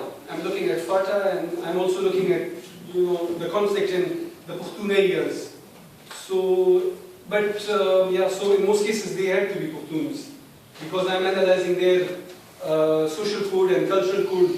So I asked them, what their understanding of their codes were, and if they attributed, the conflict to the changes in their social codes and the cultural code, which is the Pakhtun Wali.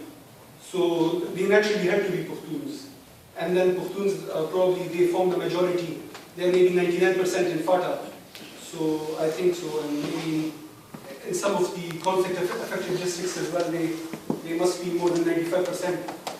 So, and that was also the focus of the paper one. So why you are saying that they must have to be Pakhtun? Why? I mean, there must be other people who have their own opinion on this discourse. Maybe outsiders, not Pashtuns, maybe other Pakistanis.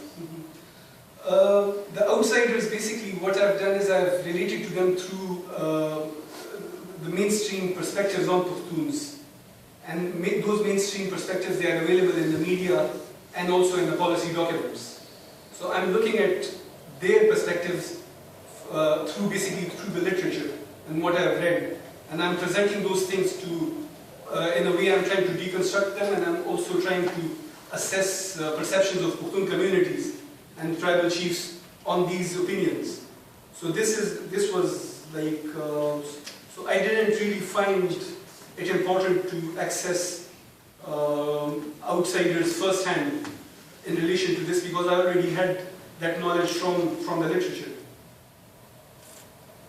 And then you focus at Peshawar, but there are Pakhtun in the south also. Why didn't you find them interesting to also talk to them? Pashtuns in the south, like I said, I used some of, again, because I had a lot of data. I have 110 respondents, and I use different sets for different papers. So Pashtuns in the south, in most cases I had interviews with them for paper one. Like Pakhtuns in South Waziristan or North Waziristan or other areas of FATA, I naturally came across when I was interviewing them in Peshawar, because they're based in Peshawar. Pakhtuns from all across the province, they are based in Peshawar. So I did have the opportunity to interview them. But I would agree that the focus was not as much, but then I couldn't cover all the areas. Of course, that was also a challenge. So what do you call this? When you are doing this, you are using snowball solving, but this is some other kind of methods which you have used. You find people in Peshawar, where they come from, south, north, or I used both convenience sampling and snowball sampling when I was interviewing people in Peshawar. But in case of Swat and in case of Kashmir, I stratified my sample within the different households in relation to the wealth ranking. So like it was more a matter of convenience, and it was also a matter of snowball sampling, because I would ask my informant at the end that whom else he feels is better knowledge. For instance, if it was a humanitarian actor, or if it was a diplomat, or if it was a journalist, or if it was a professor at the university in Peshawar, I would ask him the same question, and then he would give me a few names. And then I would try to, link up with them, and then also, so this process would go on.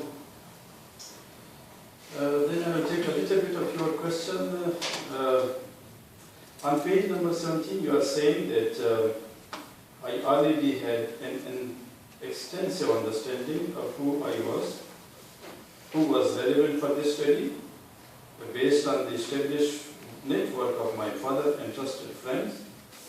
Further, you are saying that you were in the field in October 2008 and 9, January 9, and then August 2008, 10 and February 2011 in Swat and Kashmir, and as a participant, I was already an insider and managed to get the feeling of my respondent in the way they were viewing peace-building intervention activities. I also had a reasonable idea of what was expected in the field and how humanitarian organizations had been responding to the needs of the affected community.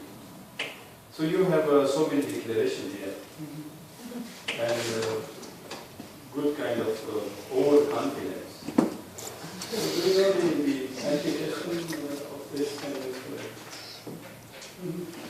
Well, to be honest, you know, since I've been raised up in Peshawar and also like in Kuwait most of my life, and then and also then my fieldwork, like for 6 months at one point of time and 3 months at another point of time. That was during that time, of course, I was only doing fieldwork and I was only carrying out interviews with people. So that naturally, and then also because I've been following the conflict, and I started following the conflict since 2009. Basically, I started saving news events and other stories into my hard disk over here. And then I would go through and I would look through, you know, what was happening in relation to reconstruction opportunities and in relation to conflict responses. So that all those things, like they allowed me. I already knew a lot when I was basically starting my fieldwork. I knew what had happened and where it had happened, and you know what was going on, what were the major themes. And I was also part of humanitarian community internet group, which basically was the channel of communication between the humanitarian community in northwestern Pakistan. So I knew the type of responses they were doing and their activities. So like that is why I have made these claims. Maybe some of them are a bit excessive, but that's how I felt. And then how you have this kind of self-reflection that you are not acting as a kind of personal activist, kind of supporting and what they are doing is good, and what kind of self-reflection you have, how you kind of play this role that you are not... That was probably the most difficult part of my study, because it was difficult if you are so closely tied with a particular context, and then, yeah, so I did try, and then also my advisors over here, they were quite helpful in that aspect, basically forcing me and pushing me to rethink and think. So, but that was a challenge, but I was also thinking, and of course, I was also getting comments on the articles. So from journals, so that was helpful, but it was slightly difficult. But since the focus of the study is to basically assess, you know, why conflict is taking place in the area and how it is connected with, you know, decreased influence from local structures. So it was natural for me to take a position, you know, in that direction. But it was like, yeah, I would agree that it was difficult. And related to this question, which Arne also mentioned, was you have differently, you talk about Fata, and you are talking about Peshawar Valley, and then you are talking about Swat Valley, and then Kashmir. And all these different areas have different governance systems. So, but I could not find any complete kind of the governance structure and system, how they are operating, because it also has to do with the interventions of the humanitarian organization and NGOs and government departments. I agree with that to a certain extent, but like the title of my thesis is basically the focus is on northwestern Pakistan. So the fourth paper, I'm just using a comparison to look into, since I'm trying to compare livelihoods in different contexts and livelihood revivals. So that is what I'm using the fourth paper for. So the overwhelming focus, of course, remains on northwestern Pakistan, which is basically Swat, Peshawar, and these two agencies from FATA. So I don't think there is, like, in that perspective, I don't think so. There is so much. There shouldn't be that a big problem in generalizing across northwestern Pakistan. And also, since I'm generalizing livelihoods in two different contexts, but I would agree, but then again, they were the only two contexts available. Like in Pakistan, you know, they were available to me to compare Swat with the other contexts. But I would agree that the responses took place at different points of time, but still they do outline reasons for success of livelihood interventions and programs. Because in FATA you have this Malik system, and there is different land use pattern, and then in Swat you have this arm system, landlords, but in Peshawar really you have a different system, and Kashmir and Maksera, where you also work as a quite different system, although they are all in the northwest Pakistan. I agree with that, but yeah, but still, like I said earlier, that the papers, they focus on different issues, and like the last two papers, they are looking at different sub areas, sub-study areas. So yeah, so there are issues in basically generalizing, but still, you know, they do give a relative degree of comparison. Paper 3 and 4 and the others as well. But as a whole, it is a Pashtun society. It is a Pashtun society, and they respect Pashtun culture and Pashtun social codes. Maybe in FATA they were more effective at some point of time, and maybe they are not as practiced in Peshawar, but they still form basis of the society in Peshawar, and they also form basis of the society in the Swat. In Swat, so there is, of course, there are strong links. It's the same ethnic group. Maybe there are Khans in Swat and there are Maliks in FATA, but Maliks occupy the same position as the Khans occupy in Swat. Maybe the Maliks are more assertive, but you see that in the present conflict, the role of the Malik has also decreased. Yeah, you also mentioned this Pashtun faction. You are saying Khan, and then you have Mullah, and then lieutenants, and another one was? Yeah. So my question is actually, when you are declaring it for the whole Pashtun society, I'm not a Khan, I'm not a member, although I regret, but I'm not a Mullah. So where you put me? And that's the definition of Pashtun. So you are there's a fourth class Kasabgan, and that means the working class. So I think, in my opinion, you are there. And then you mentioned that the aid, I mean the money which we are getting in Pakistan, all the money is coming through liberal peace agenda, or there is also a humanitarian aid, like what comes in the earthquake area and in the flood affected area. Can we combine these two things? Are they same? It depends, you know, when you receive the money. If the Pakistanis, they are getting this support in a conflict-affected context, then, you know, obviously it has strong connections with liberal peace. But like you said, it's difficult to classify, you know, if this is liberal peace and if this is not liberal peace.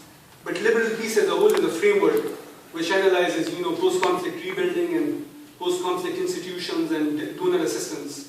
So in cases where there is a flood, maybe in the south, in Sindh, you know, then probably that is not directly liberal peace. But still, it might still have some of its objectives and aims.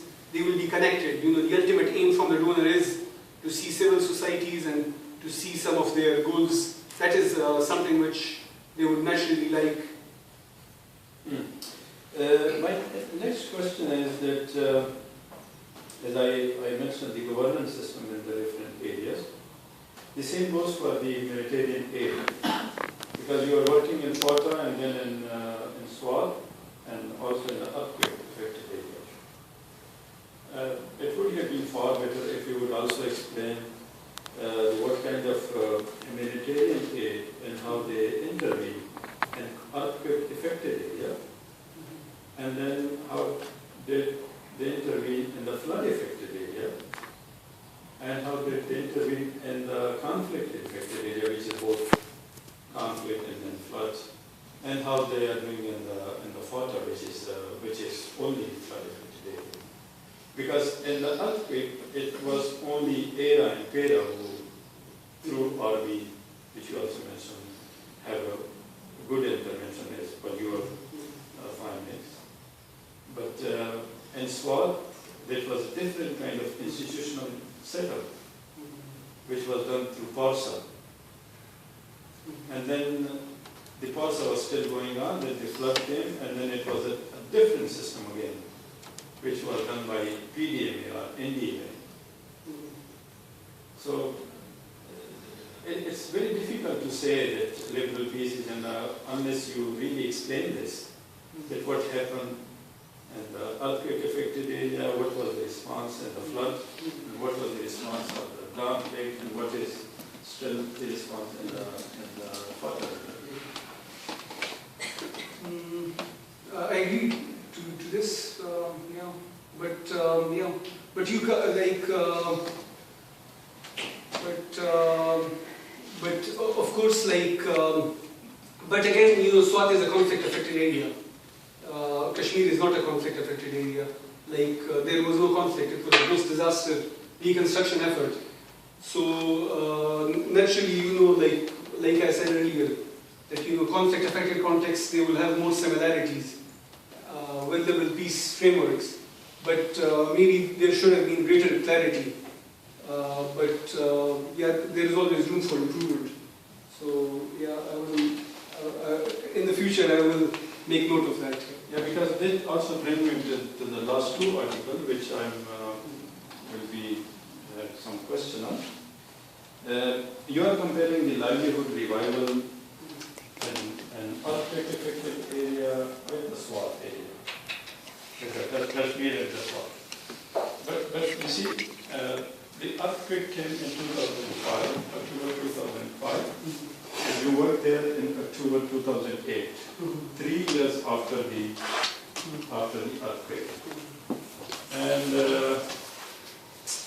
I mean, it was just a matter of minutes and seconds, and then go upside down, and then the next minutes, people start rescue and relief, and then relief and livelihood, revival kind of activities. But in Swat, the conflict is still there. So the conflict started like in 2009, and then it was still, you start working there, and then the flood came in 2010. So there was no space for the revival of livelihood, because people were still struggling with the relief activity, rescue kind of operation. So, and then you are saying that the livelihood revival or recovery has almost failed in Swat, because they never started it.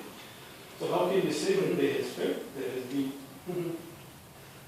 In SWAT, you're very right when you say you present these different timelines, but it must be, it's quite clear that areas in SWAT that were affected by the flood, they were close to the river. They were close to the river. They were close to the river, and they were adjacent to the river. My fieldwork was basically in September 2010, and the IDPs, they returned in 2009 August in Swat. So I basically, the conflict-affected villages in most cases, they were not as much affected by the floods. Only a few villages in the north, I interviewed people where they were also affected by the floods. So my focus basically was on the conflict. And in those areas, basically, I was asking them about the schemes that had been taking place immediately after the conflict.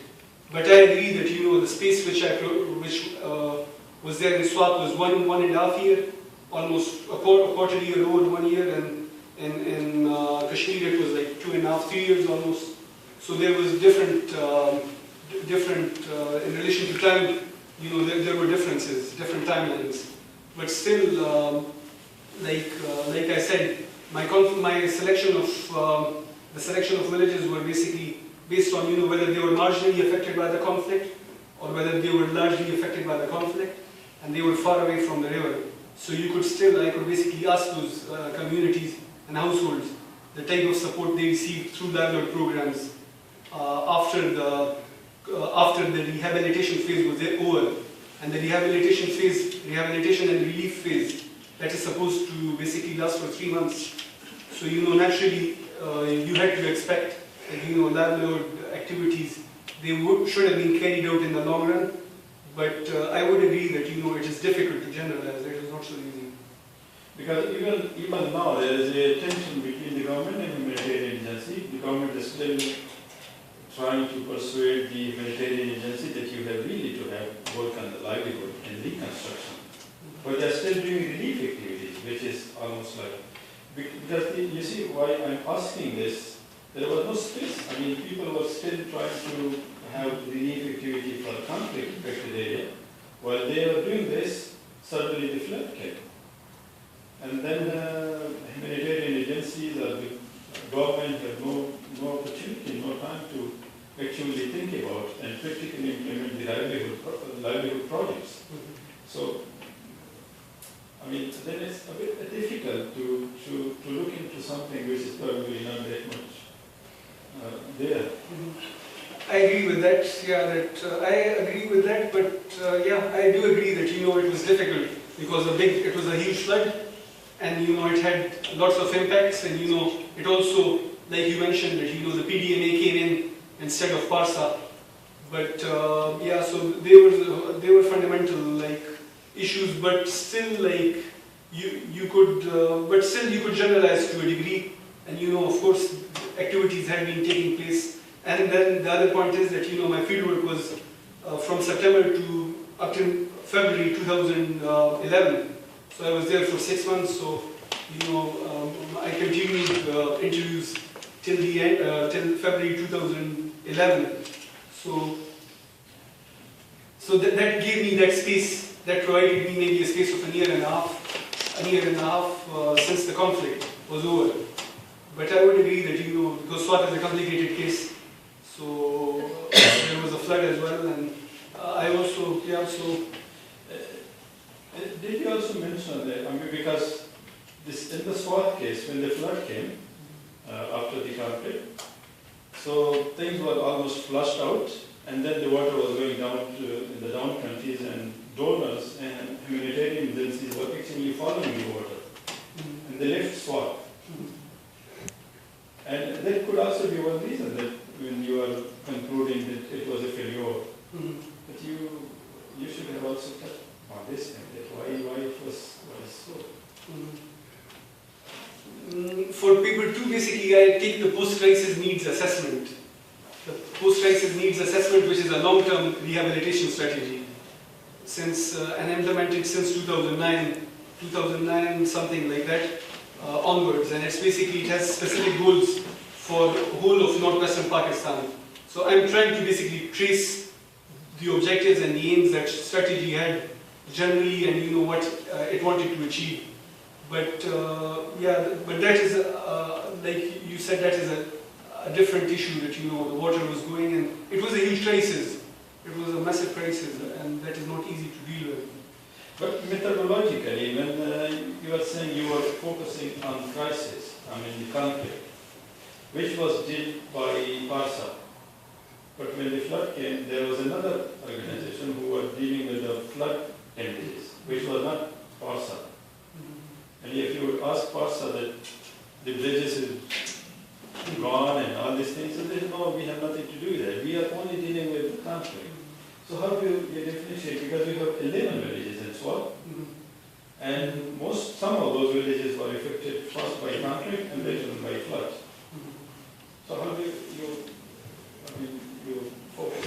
They only talk on conflict, not on flood. And then when you are particularly talking about the livelihood, which is affected both by conflict and flood as well. Like I said, like a few villages in Madian which I selected. Madian is a short valley, maybe 5 kilometers narrow, and then the river, it had taken away most of the land and most of the terraces. So I had basically both these issues would come up in Madian and in the 3 villages which I accessed in Madian. But in central Swat and in lower Swat, I selected Kanju, which was Kanju and some other areas. Some of them like Shore Valley, which is in the mountains.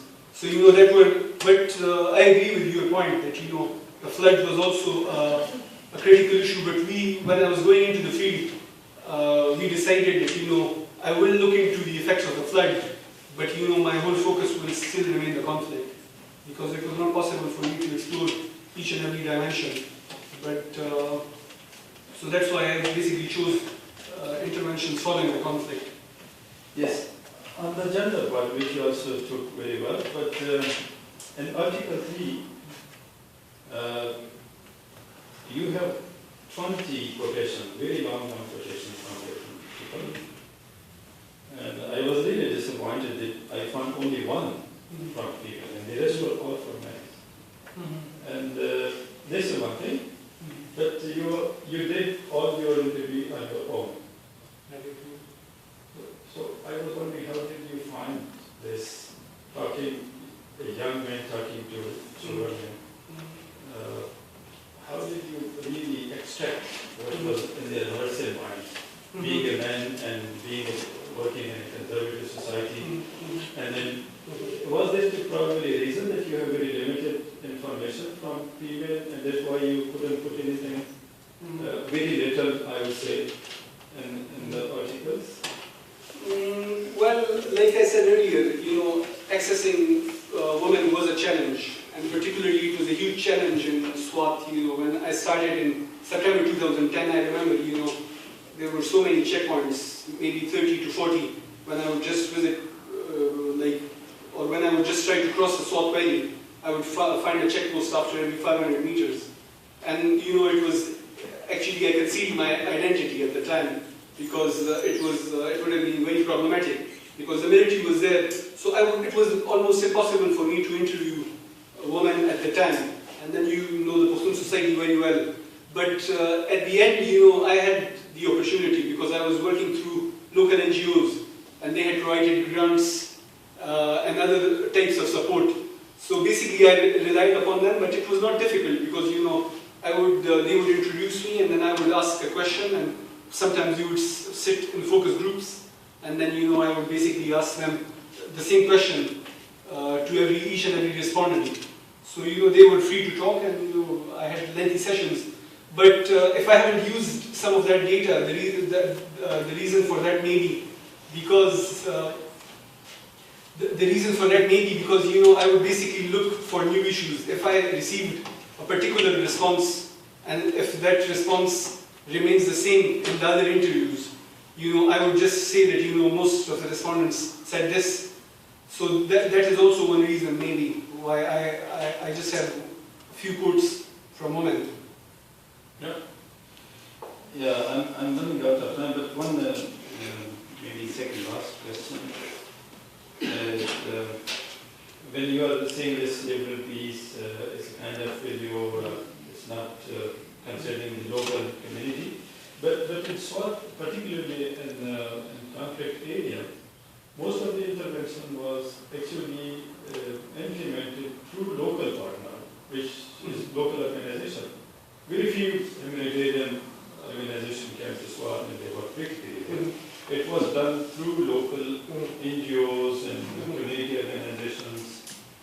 But you didn't talk on those organizations, because it was, this is why I asked in the beginning that there was different structural mechanism when it comes to implementation of humanitarian response, where in Swat, programs were implemented through cluster, where there were the participant, the representative of the government, also the local organization, the NGO, different. In that aspect, what I would like to say is, because, like I said earlier, I was part of the humanitarian community group. So even though if projects, they had local partners, the way the vetting of the proposals was carried out, and the way, project proposals were accepted, I was basically witnessing most of those through the internet group where I was a member. And I've seen that, they would just send out calls, and they would say that, we need proposals, we need, 40 potential proposals for 40 projects within 24 hours. So, and then also PDMA and PARSA, they had very little leverage, because, the money was directly going from the donor to those local partners. So in many cases, the PDMA and the PARSA, which is the local provincial organization, they even didn't give those NGOs NOCs. And there was lots of duplication.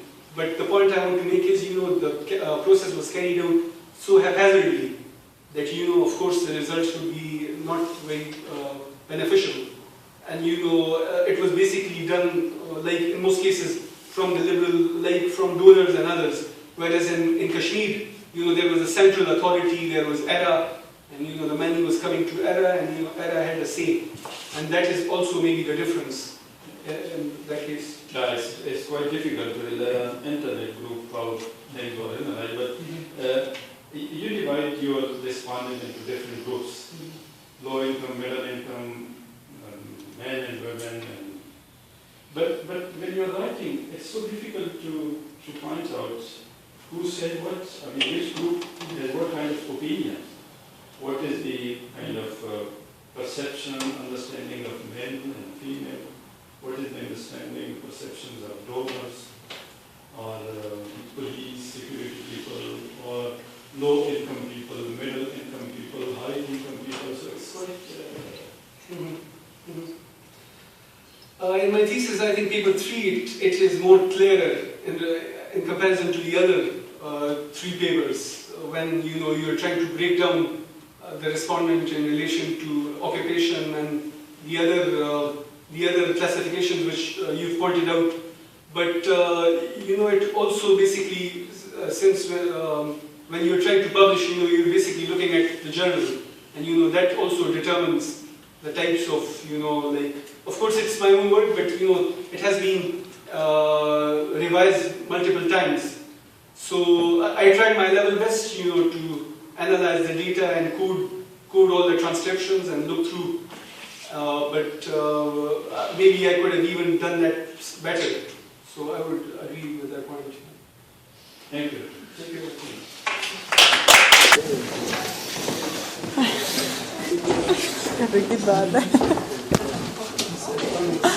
Have you flipped a little bit? Almost. Nästan.